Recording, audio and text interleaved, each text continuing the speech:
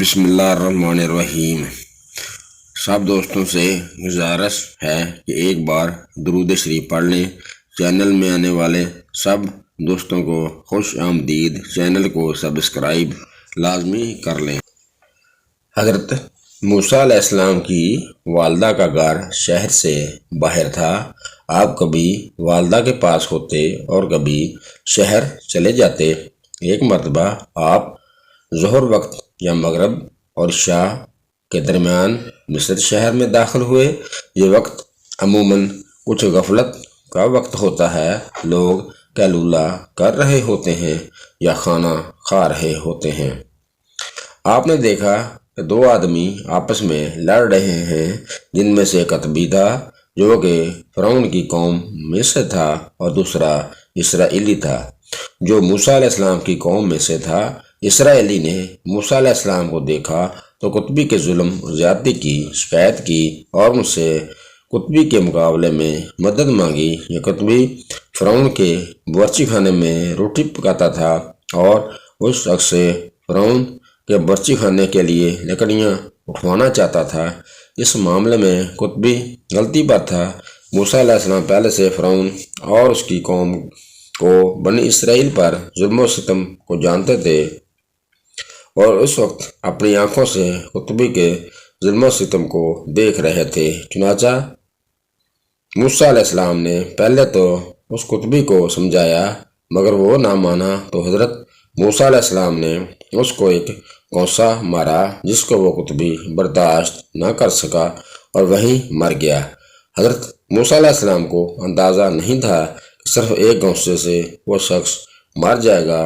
موسیٰ علیہ السلام کی نیت تو صرف اس کو ظلم سے روکنے کی تھی، جان سے مارنے کا ارادہ بالکل نہیں تھا، مگر وہ شخص آپ کے گونسلے کی تاب نہ لا سکا اور مر گیا۔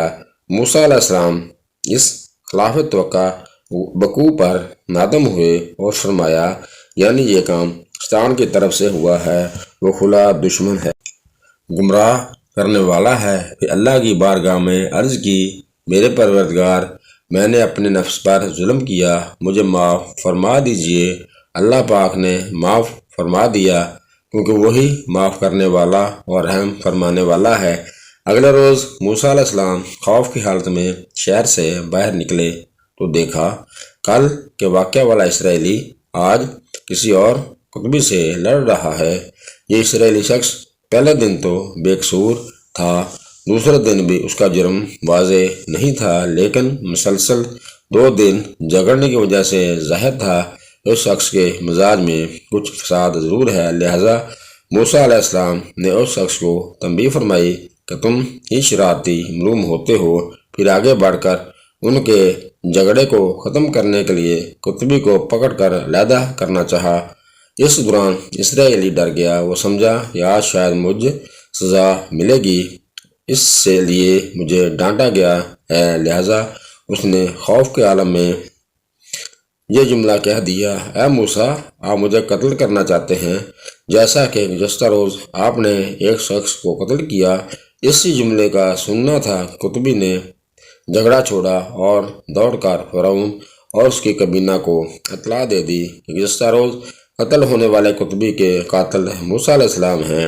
حضرت موسیٰ علیہ السلام کا جو قتل اتفاقاً سرزد ہو گیا تھا، اس کی خبر بادشاہ کو ہو گئی اور اس نے آپ علیہ السلام کی گرفتاری کا حکم دے دیا۔ لیکن موسیٰ علیہ السلام نے مصر سے ہجرت کر لی اور خوف محسوس کر رہے تھے کہیں فرعون کی قوم کا کوئی شخص آپ تک نہ پہنچ آئے۔ آپ علیہ السلام مصر سے کہیں باہر نہ گیا تھے، اس لیے انہیں کچھ پتہ نہ تھا کہ وہ کدھر جائیں۔ پس وہ ایک راستے پر چل پڑے اور فرمایا، مجھے امید ہے میرا رب مجھے سیدھے راستے پر لے جائے گا اور منزل مقصود تک پہنچا دے گا۔ اور ایسے ہی ہوا، انہیں منزل مل گئی، بلکہ عظیم منزل ملی۔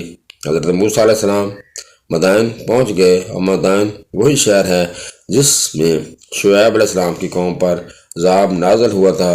پس موسیٰ علیہ السلام وہاں پہنچے اور دیکھا کہ ایک کنویں پر کچھ لوگ اپنے مویشیوں کو پانی پلا رہے تھے اور 2 لڑکیاں بھی تھیں جو انتظار کر رہی تھیں کہ چرواہے اپنے مویشیوں کو پانی پلا کر ہٹیں تو اپنی بکریوں کو پانی پلائیں۔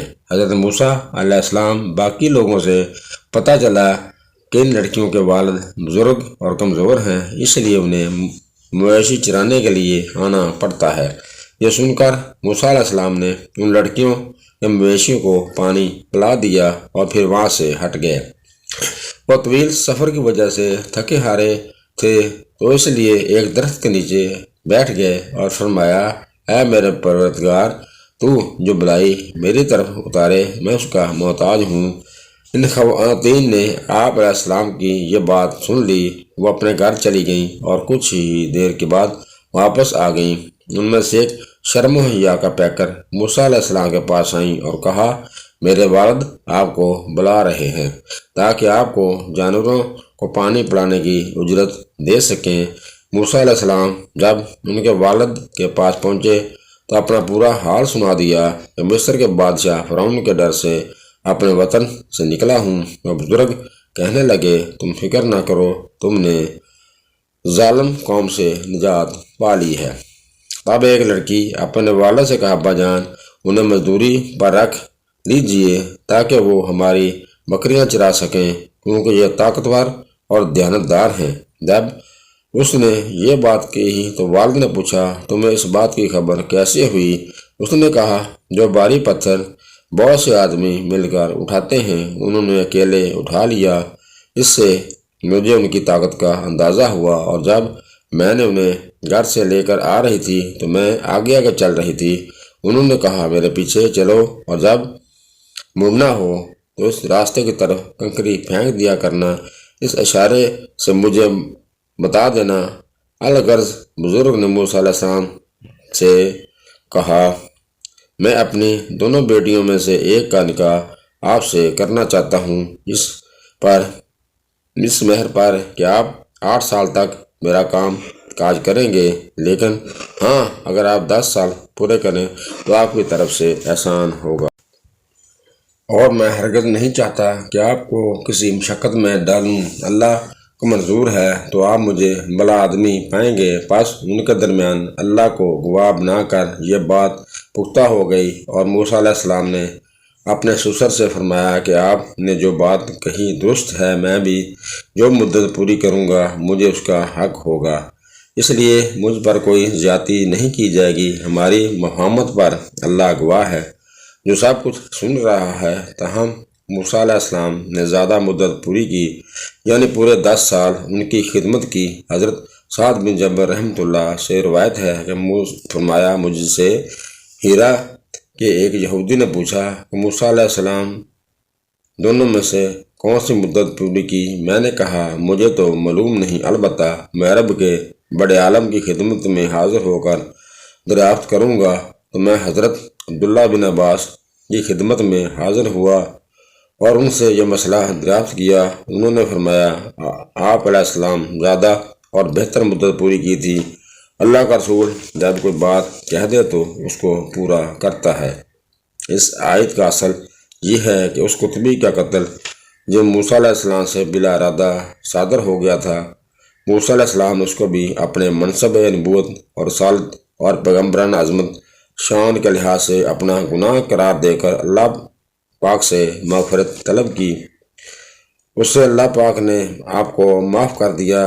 جہاں سوال پیدا ہوتا ہے، قطبی کافر شرع کے لحاظ سے کافر تھا، جس کا قتل بھی جائز تھا، کیونکہ نہ کسی کی اسلامی حکومت کا باشندہ تھا، نہ موسیٰ علیہ السلام سے اس کا کوئی معاہدہ تھا، تو پھر موسیٰ علیہ السلام نے اس کو عمل شیطان اور گناہ کیوں قرار دیا؟ اس کا قتل وہ بظاہر موجب اجر ہونا چاہیے تھا۔ ایک شخص پر ظلم کر رہا تھا، اس کو بچانے کے لیے یہ قتل ہوا تھا۔ سوال یہ ہے، قطبی کا قتل اس عملی معاہدے کی بنا پر اگر بالمقصد ہوتا تو جائز نہیں تھا، مگر موسیٰ علیہ السلام نے اس کے قتل کا ارادہ نہیں کیا تھا، بلکہ اسرائیلی شخص کو اس سے بچانے کے لیے ہاتھ کی ضرب سے لگائی تو عادتاً قتل کا سبب نہیں ہوتی، اور قطبی اس ضرب سے مر گیا تو موسیٰ علیہ السلام کو یہ احساس ہوا کہ اس کو دفع کرنے کے لیے اس سے کم درجہ ضرب بھی کافی تھی، یہ زیادتی میرے لیے درست نہ تھی، اس لیے اس عمل کو شیطانی عمل قرار دے کر اللہ پاک سے مغفرت طلب فرمائی۔